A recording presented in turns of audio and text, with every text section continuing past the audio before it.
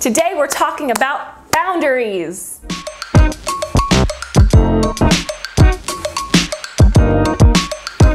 Hey guys, welcome back to my channel. Dr. TT here, and today we are talking all about boundaries as an entrepreneur. Now, I find that a lot of people, especially in the beginning of their business, do not know how to set boundaries. It's not something that we're taught growing up, so it's completely normal. I had to learn how to set boundaries myself, not only for my business, but for my sanity. Because here's the thing, as a coach, as an influencer, as an entrepreneur, I very frequently have to go immediately from one thing to the next. So it's really important that I create structure around what my day-to-day looks like so that I can show up in my highest and best capacity in all of those scenarios. So let's talk about boundaries for you. The first place I'm going to recommend that you create a boundary is around your time.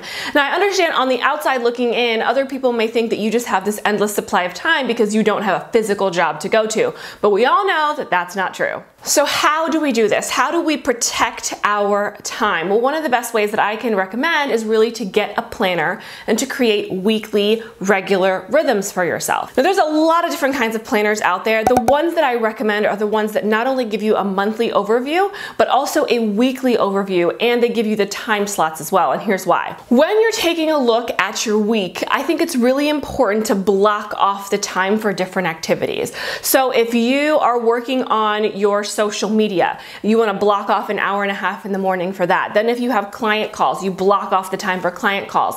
If you're going to the gym, you're going to block that off. And when you can see it all laid out in real time, it gives you a real picture of what your week looks like. Now, I'm also going to recommend that you don't do anything that is not on the calendar. And I know that this is really difficult when you're first getting started, but as you're starting to master the art of time management, it really helps when you hold yourself accountable to only doing what is written down and nothing more. Now, that doesn't mean that you can't plan for unexpected events. Like if a girlfriend calls you for coffee, take a look at your planner and hopefully you blocked out time that is personal time, right? So if she calls you for coffee on Tuesday, but you know that you have client calls at that time, then just say, oh, I can't do it on Tuesday, but I do have a chunk of time on Thursday. Does that work better? So you don't always have to say no every time somebody asks you to do something. Just map out those specific times inside of your calendar. That way, no one can infringe on the projects that you have going on because you're good. The next area where I know a lot of people need to set boundaries is with people. Sometimes people, as loving and as kind as they are,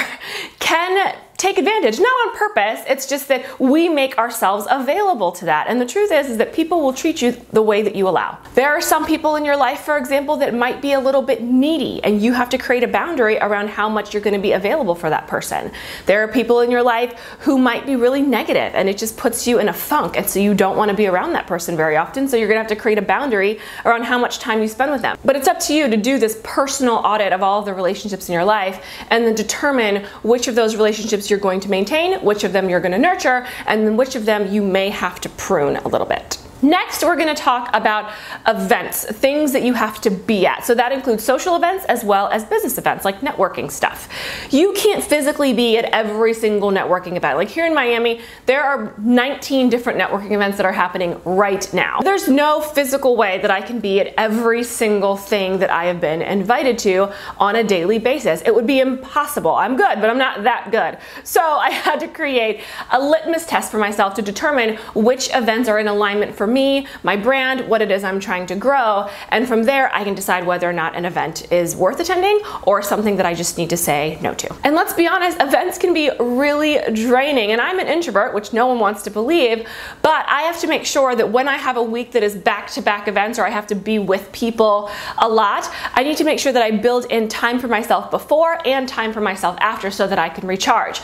Now, if you are an extrovert and being around people is just giving you life, you still have to make sure that you're setting boundaries around which events you go to, because not every single event is going to be one that's in alignment with you and what it is you're trying to build. Next, let's talk about creating boundaries around the projects that you accept, because you can't physically be a part of every single podcast. You can't speak on every single stage. You can't even take on every single client. If you're a graphic designer, for example, well, how many clients can you have in 1 month and still be able to deliver your highest and best work? So understanding what your time looks like, which was the first boundary, and what kind of people you're going to allow into your life, the second boundary, and what kind of events that you want to attend, the third boundary, may help you decide what kinds of projects you'll accept moving forward. Ask yourself questions like, does this feel good? Is this in alignment? Is this something that I want to do? Because if there's something about it that you automatically are just like, no, this is a turnoff, then there's no reason for you to accept it if you don't want to do it anyway. And you got to remember, no is a complete sentence. And lastly, what I'm really talking about here is creating a boundary around your